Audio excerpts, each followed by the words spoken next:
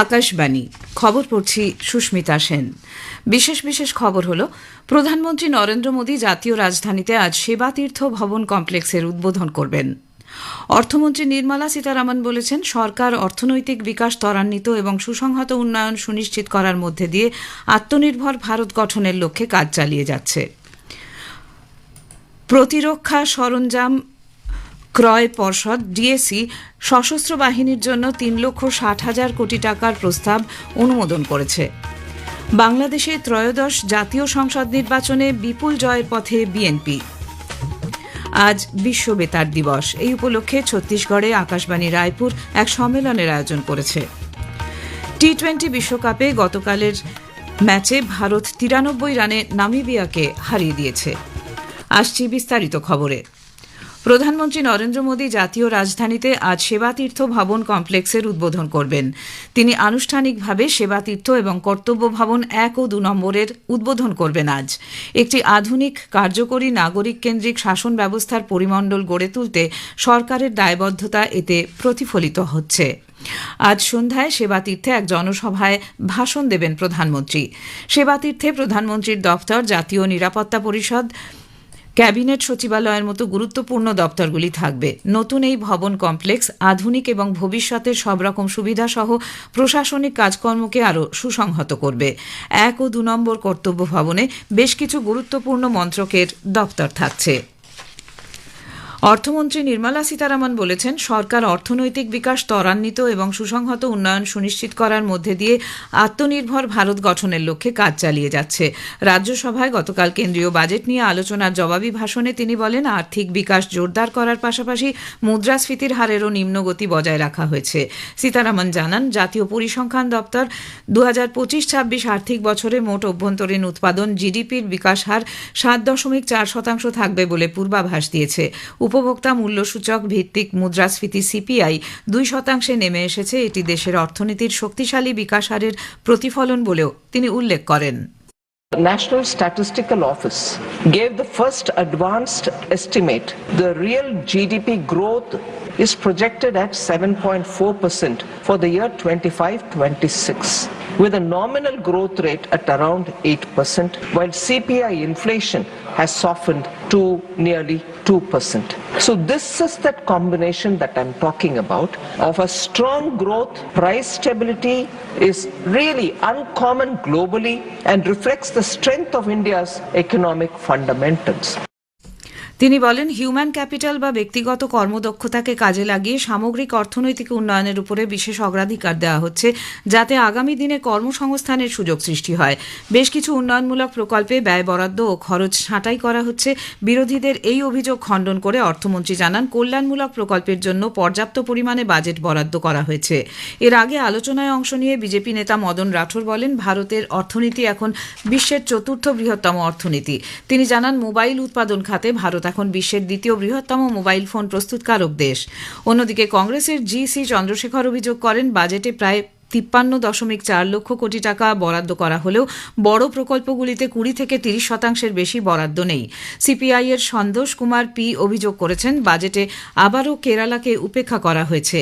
শিবসেনা ইউবিটির প্রিয়াঙ্কা চতুর্বেদী দাবি করেন, কোভিড-19 মহামারীর সময় বাতিল হওয়া রেলওয়ে ছাড় পুনরায় চালু করা হোক। আলোচনা শেষে সভা দিনের মতো মুলতুবি হয়ে যায়। বাণিজ্য ও শিল্পমন্ত্রী পীযূষ গোয়েল লোকসভার বিরোধী দলনেতা এবং কংগ্রেস নেতা রাহুল গান্ধীর বিরুদ্ধে ভুল তথ্য ছড়ানোর এবং ভিত্তিহীন অভিযোগ এনেছেন। একটি সোশ্যাল মিডিয়া পোস্টে শ্রী গোয়েল বলেছেন যে শ্রী গান্ধী ভুয়ো গল্পের মাধ্যমে কৃষক সম্প্রদায়কে বিভ্রান্ত এবং উস্কে দেওয়ার চেষ্টা করেছেন।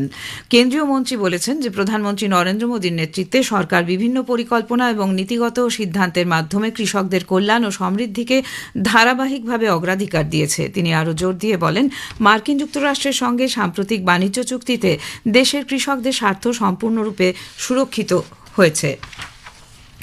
প্রতিরক্ষা সরঞ্জাম ক্রয় পর্ষদ ডিএসি সশস্ত্র বাহিনীর জন্য 3,60,000 কোটি টাকার প্রস্তাব অনুমোদন করেছে। প্রতিরক্ষা মন্ত্রক সূত্রে জানা গেছে, এ থেকে বহু উদ্দেশ্য সাধক রাফালে জঙ্গি বিমান, কমব্যাট ক্ষেপণাস্ত্র এবং বিমান বাহিনীর জন্য এয়ারশিপ ভিত্তিক সিউডো উপগ্রহ HAPS কেনা হবে। মন্ত্রক আরও জানিয়েছে, এই রাফালে বিমান ভারতীয় বায়ুসেনার সক্ষমতা আরও বৃদ্ধি করতে সহায়ক হবে। এর সাহায্যে দূরপাল্লার লক্ষ্যবস্তুতে আঘাত হানা সম্ভব হবে।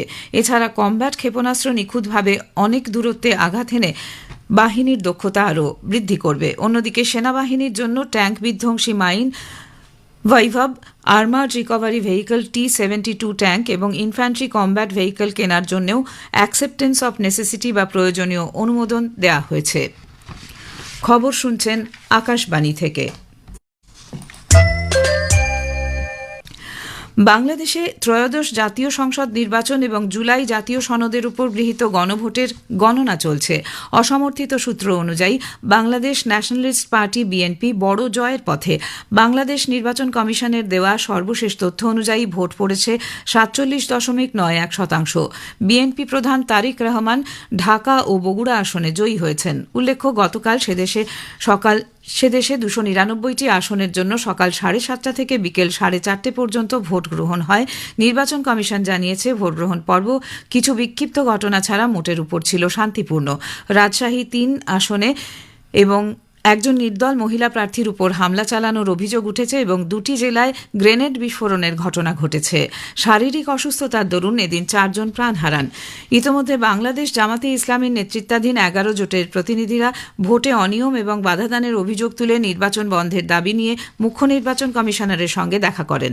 অন্যদিকে বাংলাদেশের ক্ষমতাচ্যুত প্রধানমন্ত্রী শেখ হাসিনা সে দেশের অন্তর্বর্তী সরকারের আমলে হওয়া সাধারণ নির্বাচনকে একটি সুপরিকল্পিত প্রহসন আখ্যা দিয়েছেন এবং নিরপেক্ষ তত্ত্বাবধায়ক সরকারের অধীনে সুষ্ঠু, অবাধ এবং অন্তর্বর্তীমূলক নির্বাচন করানোর দাবি জানিয়েছেন। পশ্চিমবঙ্গে ভোটার তালিকায় বিশেষ নিবিড় সংশোধন বা SIR এর কাজকর্ম খতিয়ে দেখতে মুখ্য নির্বাচন কমিশনারের নেতৃত্বে নির্বাচন কমিশনের পূর্ণাঙ্গ বেঞ্চ আজ ভার্চুয়াল বৈঠকে বসবে। সকাল 11টা থেকে এই বৈঠক হবে বলে কমিশন সূত্রে জানা গিয়েছে। উপস্থিত থাকবেন রাজ্যের মুখ্য নির্বাচনী আধিকারিক, জেলা শাসক তথা জেলা নির্বাচনী আধিকারিক এবং রোল অবজারভাররা। রাজ্যে নির্বাচনী দায়িত্বে থাকা আধিকারিকদের ভূমিকা সহ নানা বিষয়ে বৈঠকে পর্যালোচনা করা হবে বলে সূত্রের খবর। ব্রাজিলের রাষ্ট্রপতি Luis Inacio Lula da Silva প্রধানমন্ত্রী নরেন্দ্র মোদীর আমন্ত্রণে ভারত সফরে আসছেন। ইন্ডিয়া AI ইম্প্যাক্ট সামিট উপলক্ষে 18 ফেব্রুয়ারি থেকে 22 ফেব্রুয়ারি পর্যন্ত তিনি এদেশ সফর করবেন। নতুন দিল্লিতে বিদেশ মন্ত্রকের মুখপাত্র রণধীর জয়সওয়াল সাংবাদিকদের জানিয়েছেন, রাষ্ট্রপতি লুলা দা সিলভা একাধিক মন্ত্রী ও বাণিজ্যিক প্রতিনিধি দল নিয়ে আসবেন। তিনি আরও জানান, প্রধানমন্ত্রী মোদী এবং ব্রাজিলের রাষ্ট্রপতির মধ্যে 21 ফেব্রুয়ারি দ্বিপাক্ষিক বৈঠক হওয়ার কথা। রাষ্ট্রপতি দ্রৌপদী মুর্মুর সঙ্গেও তিনি সাক্ষাৎ করবেন। উভয় নেতা আঞ্চলিক ও আন্তর্জাতিক পারস্পরিক স্বার্থ সংশ্লিষ্ট বিভিন্ন বিষয়েও মতবিনিময় করবেন। ব্রাজিলের রাষ্ট্রপতির সঙ্গে প্রায় 14 জন মন্ত্রী এবং সেদেশের শীর্ষস্থানীয় কোম্পানির সিইওদের একটি বড় প্রতিনিধি দল আসবেন বলে আশা করা হচ্ছে। শ্রী জয়সওয়াল আরও জানান, ফরাসি রাষ্ট্রপতি ইম্যানুয়েল ম্যাক্রো শীর্ষ বৈঠকে যোগ দিতে আসবেন। আজ বিশ্ব বেতার দিবস। 1946 সালে রাষ্ট্রসংঘ রেডিওর প্রতিষ্ঠা স্মরণে প্রতি বছর 13 ফেব্রুয়ারি দিনটি পালিত হয়। এবছর মূল ভাবনা বেতার এবং কৃত্রিম বুদ্ধিমত্তা। AI একটি হাতিয়ার, কণ্ঠস্বর নয়। বিশ্ব বেতার দিবস 2026 উপলক্ষে ছত্তিশগড়ের আকাশবাণী রায়পুর ইউনেস্কোর সঙ্গে যৌথ উদ্যোগে বিশ্ব বেতার দিবস সম্মেলনের আয়োজন করেছে। এই কনক্লেভের আলোচনার মূল বিষয় রেডিও এবং কৃত্রিম বুদ্ধিমত্তা এবং রেডিও সম্প্রচারের মূলে মানুষের কণ্ঠস্বর সংরক্ষণের সময় কিভাবে কৃত্রিম বুদ্ধিমত্তা বিষয়বস্তু তৈরির ক্ষেত্রে শক্তিশালী হাতিয়ার হতে পারে, পাশাপাশি শ্রোতাদের সম্পৃক্ততা এবং তাদের কাছে পৌঁছানোর ক্ষমতাকে শক্তিশালী করার বিষয়ে আলোচনা হবে। বিশ্ব রেডিও দিবস উপলক্ষে তার বার্তায় তথ্য ও সম্প্রচার প্রতিমন্ত্রী ডক্টর এল মুরুগান বলেছেন যে রেডিও সাধারণ মানুষের কাছে তথ্য পৌঁছে দেওয়ার ক্ষেত্রে গুরুত্বপূর্ণ ভূমিকা পালন করে। তিনি ছোটবেলা থেকে রেডিও শোনার কথাও স্মরণ করেছেন। We are all celebrating the Radio Day. So still the people, particularly the subscribers or listeners, they used to write postcards. So they used to write them comments to the radio stations and they connect through the radio stations whatever the program they need, whatever the songs they need, whether classical songs, folk songs, or it is in cinema songs. So the people they ask, the radio is plays. ICC T বিশ্বকাপ ক্রিকেটে গতকাল দিল্লির অরুণ জেটলি স্টেডিয়ামে ভারত 93 রানে নামিবিয়াকে হারিয়ে দিয়েছে। টি-20 বিশ্বকাপ ম্যাচে এটি এখনও পর্যন্ত কোনো দলের সবথেকে বেশি রানের ব্যবধানে জয়ের রেকর্ড। এদিন প্রথমে ব্যাট করে ভারত নির্ধারিত 20 ওভারে 9 উইকেটে 209 রান করে। জবাবে ব্যাট করতে নেমে নামিবিয়ার ইনিংস 18 ওভার 2 বলে 116 রানে শেষ হয়ে যায়। ম্যাচে সেরা হয়েছেন হার্দিক পান্ডিয়া। রবিবার প্রতিযোগিতার হাই ভোল্টেজ ম্যাচে ভারত মুখোমুখি হবে পাকিস্তানের। শেষ করার আগে খবরের বিশেষ কিছু অংশ আরেকবার। প্রধানমন্ত্রী নরেন্দ্র মোদী জাতীয় রাজধানীতে আজ সেবাতীর্থ ভবন কমপ্লেক্সের উদ্বোধন করবেন। অর্থমন্ত্রী নির্মলা সীতারামন বলেছেন, সরকার অর্থনৈতিক বিকাশ ত্বরান্বিত এবং সুসংহত উন্নয়ন সুনিশ্চিত করার মধ্যে দিয়ে আত্মনির্ভর ভারত গঠনের লক্ষ্যে কাজ চালিয়ে যাচ্ছে। আজ বিশ্ব বেতার দিবস। এই উপলক্ষে ছত্তিশগড়ে আকাশবাণী রায়পুর এক সম্মেলনের আয়োজন করেছে। খবর এখনকার মতো এ পর্যন্ত। এর পরের খবর শুনবেন সকাল 7:25 মিনিটে।